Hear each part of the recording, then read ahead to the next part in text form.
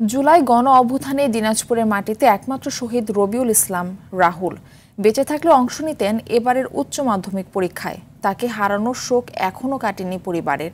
তাদের দাবি, গুলি লাগার পর হাসপাতালে নিয়ে গেলে চিকিৎসকদের অবহেলার শিকার হন রাহুল।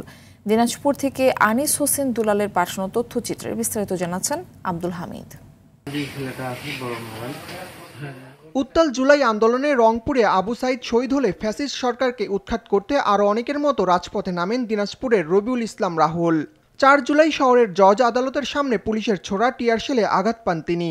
চিকিৎসা নিতে দিনাজপুর মেডিকেল কলেজ হাসপাতালে গেলে ফিরিয়ে দেন ডাক্তাররা। 9 জুলাই তার মৃত্যু হয়। সন্তানকে হারিয়ে পাগল প্রায় মা। ছোট সন্তান মা ভাত খাইছেন না নাই খান মা ডাকো দে না বা কইব টাকা পয়সা তো করে না বা। সন্তানের খুনিদের বিচার দেখতে চান বাবা।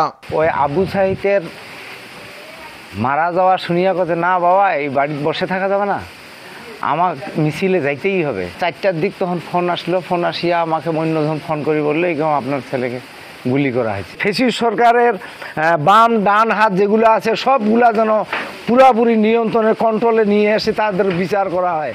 তার এমন করুণ মৃত্যু এখনো মানতে পারছেন না সহপাঠীরাও। আমরা সবাই একসাথে খেলাধুলা করছিলাম, ছোট থেকে বড় হয়েছে, ওর সাথে করছি।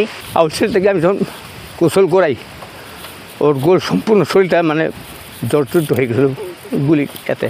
সবসময় পরিবারটির পাশে থাকার আশ্বাস উপজেলা নির্বাহী কর্মকর্তার। সন্তান হারানোর কষ্টটা তো নির্মূল করা যায় না, তারপরে তাদের পাশে থেকে যতটুকু সান্ত্বনা দেওয়া যায় সেটুকু কাজটুকু আমরা করছি। রাহুলের যে কবরটা সেখানে যাতে তার স্মৃতিচিহ্নটুকু থাকে সরকারিভাবে আমরা সেই উদ্যোগ গ্রহণ করছি। শুধু পরিবারই নয়, শহীদ রাহুলের হত্যাকারীদের দ্রুত বিচার নিশ্চিতের দাবি এলাকাবাসীরও। আব্দুল হামিদ, RTV।